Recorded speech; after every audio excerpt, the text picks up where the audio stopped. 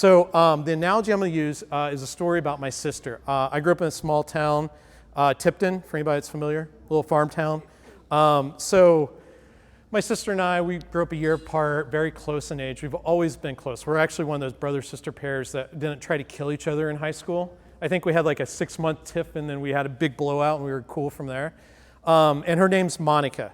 So Monica last March calls me up and says, Shad, I know you do the sales thing, the sales coaching thing. I don't think she's even really sure what I do exactly, as most family members aren't about what we do, right? They're like, oh, well, you do that. And they're like, I have no clue what it means. So she says, I know you do a sales coaching thing. I'm getting ready to buy a new car. Can you help me out? I always feel like I don't know, I just don't like the process. I feel like I don't get a good deal, like they're trying to take advantage of me. I said, okay, I'll help you out. I said, let's get a few things figured out beforehand, and then let's talk about when we're gonna go and stuff like that. And I said, before we do that, Monica, can I ask a favor? And I said, this isn't a favor, this is a requirement. I said, if we go to the dealership and you see what you like, the car that fits like everything you're looking for, the features, the safety features, all that, it's within your price range, can you just buy it and not tell the guy you gotta think about it and go shop around? I'm like, if it's there, because I'm not gonna keep going to different dealerships or online with you to figure it out. And she says, sure, I can do that. And I said, okay, great.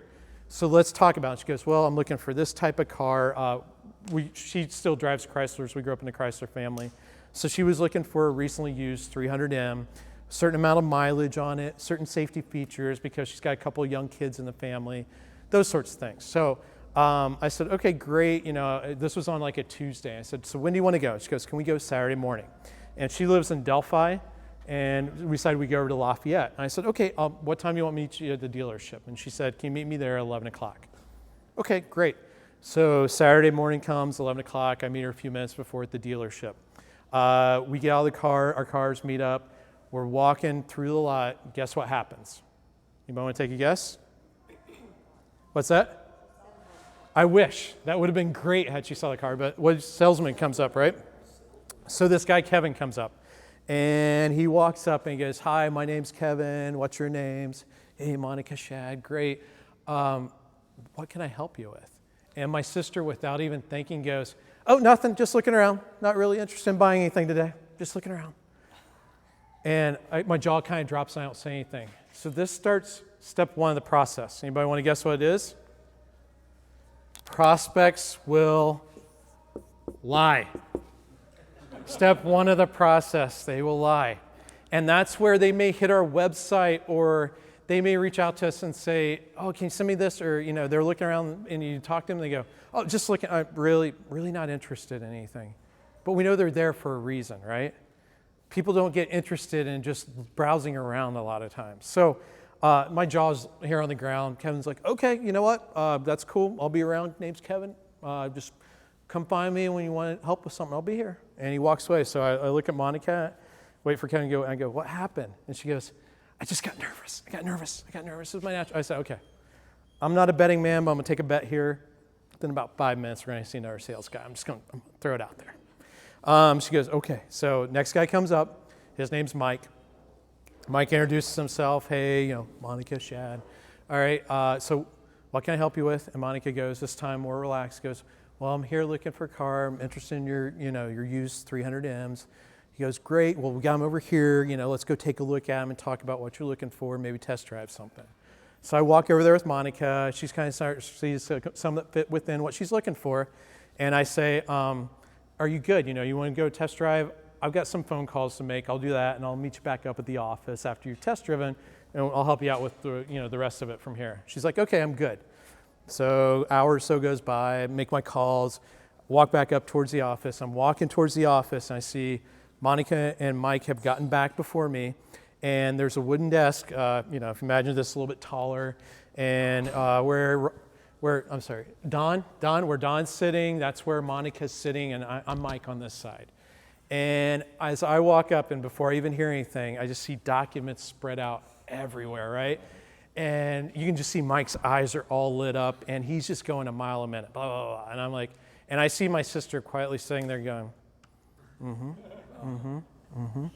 And I go, oh, Mike, you don't even know what's happening. So I quietly walk in the door and go sit down, another chair over there, sit down. And Mike's just spewing, and I call it throwing up on her, right? Just throwing up all this information about how great the car is and the safety features and the mileage, gas mileage it gets and the warranties. And my sister's just sitting there and she's looking at the documents, right? Not really even paying attention to what he's saying. And I know what's happening. And this is step 2 of the process. Anybody want to guess?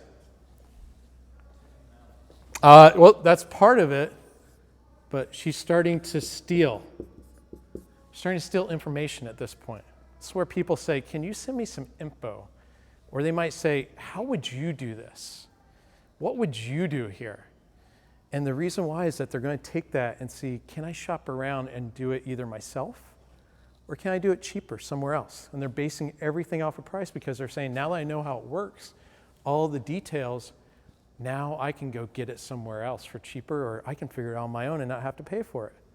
So I watched the whole thing happen, and I watched Mike. And so Mike finally, about 5 minutes in, stops and takes a breath. And finally, I'm like, whew, thank God, he finally stopped. And so he goes, Monica, what do you think?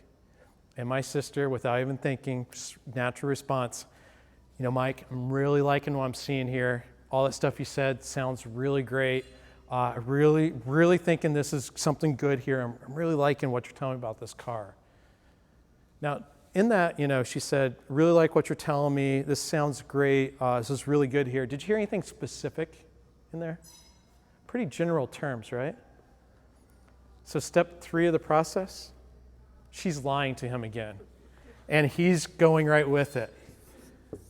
So what happens is we hear these things that are very general, wishy-washy terms, right? And we get what I call happy ears, where we go, that's a buying signal. Boom. This one's a done deal. And I see Mike's eyes, you know, they're lit up. He's like, I got this in the bag. This one's done.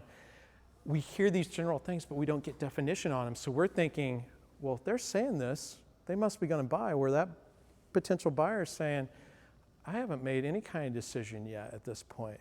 I'm still thinking it over. So Mike's just excited. He goes, okay, great. So what do we do from here? Which I was like, okay, that's not a bad question. What do we do from here? What happens next? And my sister, again, without thinking, goes, well, Mike, I really like it, but I'm not the type to make a decision right now. Got to think it over the weekend. And I want you to give me a call next Wednesday at 3 o'clock. She fills out a little slip, slides it to him, goes, here's my number. Give me a call, and I'll have a decision for you then. So we walk out the door. She gathers up all her paperwork, the booklet that he's given her. And I wait till we're about 20 feet outside the door. I look at her and go, are you going to buy from him? She goes, no, I'm going to go shop it around in Indianapolis, see if I can get a better deal down there. I said, all right, go back to our little agreement when we started last Tuesday. I'm done helping you at this point. You're on your own. Let me know how it goes. And so Monica, that's what she does. So come the following Wednesday at 3 o'clock, I'm sitting in my office at Lucian up in Castleton. Got my cell phone sitting there. Phone starts ringing about a minute till 3, 2:59. Phone starts ringing. I look at it. It's not a number I recognize. I see it's like, 765. I'm like, all right. I call a lot of people overstate. Could have been somebody I left a message for. They're calling me back on my cell. No big deal. Got a couple minutes. I'm like, oh, pick it up. Let's see where this goes. So pick it up, answer the phone. I hear, hello, it's Monica there. I go, nope, you must have a wrong number. I go, wait a minute, who is this? And he goes, this is Mike. And I go, Mike, help me connect the dots here, Mike. I don't know who you are. He goes, from the dealership. I go, oh, Mike, how are you? He goes, good. He goes, Monica's not there? I go, no. He goes, that's weird. I go, yeah, that's weird. He goes, well, have you talked to her? I go, what should I talk to her about? He goes, well, she gave me this number and said, call her at 3 o'clock on Wednesday. She'd have a decision for me. And I go, she did. That's funny. I said, well, I haven't talked to her, but I can tell you you're in step 4 of her process. And he goes, really? And I go, yeah. You want to guess what step 4 is? He goes, I have no idea. What is it? I go, she's hiding from you right now. Whether you know her or not, Mike, she's hiding. So I said, I'm going to do you a little favor, Mike. Here's her number. Why don't you give her a call? I'm sure she'll have an answer for you. All right, so that was Wednesday. So Friday evening, I'm driving home from work. I call my sister about something else, and it pops into my mind. I go, by the way, Monica, great little joke you played on me there with Mike. And she goes, oh yeah, sorry. I said, did he actually get hold of you? I gave him your number. She goes, yeah, he called me like yesterday afternoon. I didn't realize the number. I picked it up. I said, what did you tell him? She goes, I said, I'm still interested, but I'm thinking it over. I go, are you going to buy from, and she goes, no, I found another one in Indianapolis. I think I'm going to go look at it this weekend. Step 5 of the process, she lied again. So, like I said, not every buyer does this, but a lot of them do it to us, and we do it ourselves at times without even realizing it. So that's why we start to get in these traps where people say, hey, I got to think about it, and I'll get back to you, or they just go dark. Or, we start to hear things that we say, these are buying signals, but then all of a sudden, we can't get a hold of them, or all of a sudden they're coming up with all these objections.